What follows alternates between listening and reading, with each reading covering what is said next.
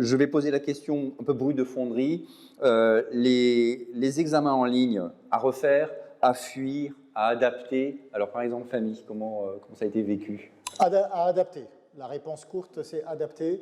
Est-ce qu'il y a des inconvénients? Évidemment. Et puis, il y a un coût d'apprentissage. C'est-à-dire, évidemment, nous aussi, on a été confrontés... Pour les institutions, pour le prof? Pour les profs. Ouais, d'accord. Et pour les étudiants aussi. Alors, évidemment, les étudiants, ils ont une longueur d'avance sur nous. Parce qu'en fait, évidemment, nous, on a dû s'adapter pour passer d'un examen écrit sur table à un cours en ligne. Et donc, il y a énormément de paramètres qui échappaient à notre anticipation ou à notre contrôle. Donc, il y a eu évidemment des triches. Mais maintenant, pourquoi je dis, en fait, si on me demande si les conditions reviennent à des conditions à peu près normales hors Covid, est-ce qu'on continuera à utiliser les examens en ligne? La réponse est oui, clairement. Ce qu'il faut faire maintenant, et c'est ce qu'on est en train de faire, et c'est ce qu'on a fait, c'est d'améliorer le processus de contrôle, de faire preuve de créativité dans la façon de poser l'examen. Je donne un exemple, les questions aléatoires, un exercice, je parle de la finance, pareil, donc un exercice avec des données, des chiffres, etc., le taux d'intérêt, etc. Chaque étudiant va avoir une application différente. C'est-à-dire, même s'il aura le même exemple, mais l'application sera différente. Et là, c'est l'avantage de la technologie et de Blackboard et des algorithmes, c'est qu'ils permettent, en fait, grâce à l'établissement d'une formule, de calculer et de corriger automatiquement n'importe quel exercice pour lequel on a mis des données d'une manière aléatoire. Pareil pour les QCM, c'est-à-dire l'ordre des QCM, enfin des réponses, il est différent. On a constitué aussi des banques d'exercices qui sont piochés aléatoirement par l'algorithme. Et donc, voilà, il y a un certain nombre, il y a plein de techniques. L'ordre des questions n'apparaît pas de la même manière d'un étudiant à un autre. Et donc, tout ça, la technique le permet de le faire. Il y a plein d'autres. L'idée, ce n'est pas d'être exhaustif sur tous les moyens qu'ont les profs pour justement réduire cette tentation à la triche. Alors maintenant, le revers de la médaille, c'est évidemment plus de temps. C'est plus de temps, c'est plus d'investissement, mais je pense en fait que ça vaut la peine. Alors plus de temps, mais justement un investissement, en fait, ça veut dire que si maintenant l'école s'empare de ces systèmes-là, apprend sur ces systèmes-là, eh ben, ça a un avantage de pouvoir utiliser un mixte qui finalement permettra de... Bien sûr, alors après ça dépend aussi des écoles et des groupes. C'est-à-dire là, pour vous donner des exemples concrets, moi j'ai des groupes avec 30 étudiants ou 40 étudiants par exemple, donc on a réussi à les mettre dans des salles informatiques, et tout le monde a fait l'examen en ligne, mais en salle informatique, et on a mis des surveillants comme on a l'habitude de le faire.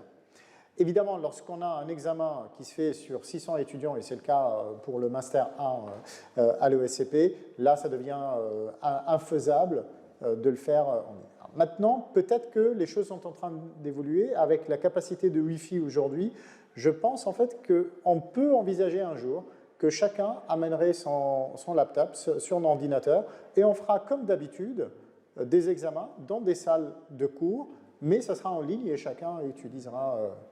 Un autre avantage, si tu le permets très rapidement, et ça, ce n'est pas juste une question de technique, c'est l'idée de l'open book.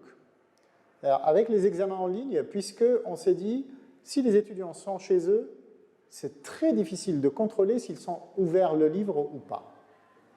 Ce qui nous a poussé à réfléchir et à revoir les choses différemment, et on s'est dit, et pourquoi pas donner des examens en open book. Et du coup, en fait, le QCM que notre chère étudiante en fait, disait ne servait à rien, en réalité, ça dépend comment tu poses le QCM. Tous les QCM ne sont pas si simples que ça. Moi, ce que j'appelle la capacité de raisonnement critique ou les questions à raisonnement critique, ce n'est pas en ouvrant le livre que tu vas avoir la bonne réponse. Et donc, c'est ce qui nous a poussé, nous aussi, les professeurs, à faire preuve de créativité pour poser des questions où l'étudiant doit savoir réfléchir. Et ce n'est pas, en fait, simplement en regardant tel ou tel paragraphe ou en googlisant juste, en fait, en posant une question, il va trouver la réponse facilement. C'est-à-dire, tu avais cité à une autre période un exemple intéressant que je pourrais reciter, c'est-à-dire, chouette, vous pouvez, monsieur, est-ce qu'on peut utiliser nos livres à la maison? Oui, oui, allez-y, chouette, on va tricher, c'est génial, on aura des super notes, et en fait, les étudiants se sont un peu trompés là-dessus. Alors, évidemment, l'objectif du prof, c'est pas que les étudiants aient de mauvaises notes. Bon, pour revenir à ce qu'on a dit tout à l'heure, moi, mon objectif, c'est que tout le monde ait 20. Et je le pense très sincèrement. Simplement, la pratique fait que tout le monde ne travaille pas suffisamment. D'accord ?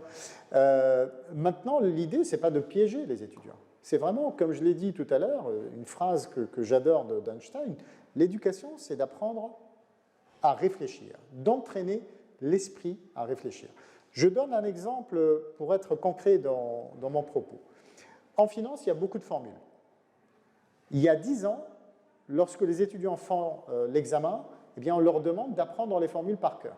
En disant, voilà, c'est la vieille école, on pousse à l'excellence, il faut maîtriser les formules. Mais en réfléchissant, on revient à l'idée de Google et à la pratique. On sait que dans la pratique, les étudiants, quand ils vont travailler dans une banque ou dans une institution financière, les formules, elles sont disponibles. Et elles sont applicables avec Excel. Donc, ça ne sert à rien d'apprendre par cœur une formule qui est disponible. En revanche, il faut savoir quelle formule utiliser.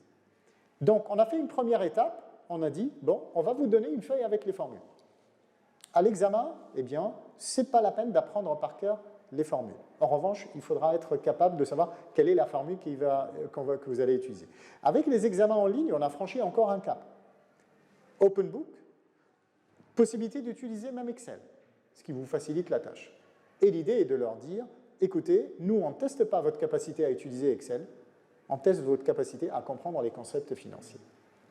D'accord ? Voilà donc l'évolution un peu de l'apprentissage, du prof, là, je ne parle pas que de l'étudiant, et des méthodes d'évaluation. Et de l'institution en général. Donc on voit que les examens en ligne ont eu aussi leurs avantages. Et alors, l'examen en ligne, comment ça s'est passé à Télécom? Je pense que tout le monde a souffert un peu de cette crise. Donc étudiants et professeurs. Oui, oui. On a eu des burn-out, on a eu de la fatigue parce qu'on passe des journées entières devant Zoom, son ordi. Bon, tout le monde est au courant de ça. Je parlais principalement pour les examens. Mais alors, pour les examens, on a eu des problèmes de conditions d'accès, parce que tout le monde n'est pas à conditions égales, ni équipé, ni, par exemple, dans des grandes familles, des fois c'est difficile de trouver un coin calme pour travailler. Si on a des TP évalués, c'est extrêmement difficile nous on appelle ça les TP virtuels, c'est-à-dire de déporter ce TP au domicile de l'étudiant. Ne serait-ce que pour la cuisine, vous parlez de bien aménager sa cuisine, oui, mais il faut avoir tous les outils, on ne peut pas faire le même TP que si on était en conditions réelles à l'école avec tous les outils nécessaires. Donc extrêmement complexe. Donc finalement, en ligne, nous, on table plus sur... on espère que ça se termine et qu'on revienne en présentiel. D'ailleurs, on voit bien que les étudiants sont bien contents aujourd'hui de revenir en présentiel à l'école et que finalement, cette crise, qu'elle passe vite et puis qu'on revient à de l'humain. Voilà. Ça, c'est un petit peu ce qui s'est passé pour nous, même si on est vraiment, encore une fois, on a eu beaucoup de chance parce qu'on est aussi l'école du numérique, donc on avait tous les outils qu'il fallait. Mais encore une fois, c'était complexe à mettre en œuvre. On préfère rester sur, comme je l'ai expliqué au départ, sur l'évaluation plus personnalisée avec un bon taux d'encadrement. Alors ça, c'est vrai que vous avez vraiment la meilleure des solutions. Tout à fait. Je suis effrayé en fait quand j'entends 600, alors comment évaluer 600 élèves, c'est vraiment un casse-tête en fait. Si on n'arrive pas à automatiser ou si on n'a pas un grand groupe de profs, d'évaluateurs qui sont capables d'évaluer. C'est le cas, on a des intervenants. Voilà, donc c'est une logistique impressionnante. Nous, on n'a pas ce genre de cas à l'école qui reste une école familiale quand même. On est à effectif réduit en termes d'étudiants. David, pour les évaluations, les examens en ligne, alors il y en a eu aussi, ça s'est passé comment? On n'en veut plus En fait, oui, je pense que je rejoins Rémi, effectivement. Nous, les profs sont très heureux de revenir en présentiel et de toute façon, nous, l'école, elle est aussi, elle a vocation à être, et les gens qui viennent à l'école, que ce soit les étudiants, les adultes en reconversion, ils veulent venir dans les labos. Eux, ce qui les intéresse, c'est les labos, c'est travailler la matière. Bon, une fois qu'on a dit ça, effectivement, nous, on a une stratégie d'hybridation des formations.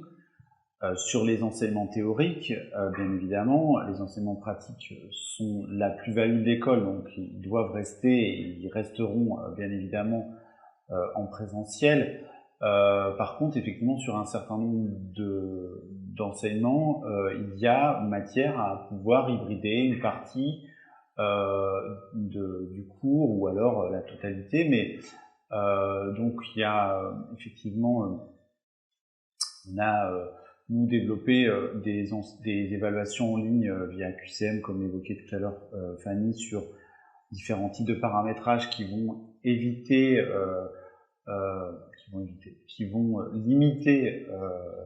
la possibilité de triche, mais je rejoins également Fanny sur l'idée que il faut être créatif, et ça, je pense qu'on a essayé d'accompagner les enseignants sur cette idée que finalement, enseigner en ligne, enseigner et évaluer en ligne, c'est aussi repenser une partie de sa façon de faire, donc du coup peut-être de se montrer comme tu disais créatif, c'est-à-dire voilà, peut-être que le QCM basique qu'on avait l'habitude de faire sur l'évaluation des connaissances, le repenser sur quelque chose d'un peu plus réflexif, et donc on a des enseignants, nous, de finance aussi, de comptabilité, de management, qui ont pensé aussi les évaluations comme ça, avec le cours à côté. Allez-y, tout est accessible. Maintenant, c'est pas ça qu'on va évaluer, c'est votre capacité à rendre l'étude de cas, donc avoir réfléchi sur la situation, et voir quel projet vous pouvez livrer. Donc il y a un côté, à mon avis, repenser un peu cette façon d'évaluer qu'on avait avant, et effectivement il n'y a pas de solution finalement miracle sur le contrôle des étudiants à distance, puisque si on les surveille, alors il y a des solutions de proctoring comme Respondus qui existent, mais ça n'empêche que de toute façon ça pose des problèmes autres, notamment sur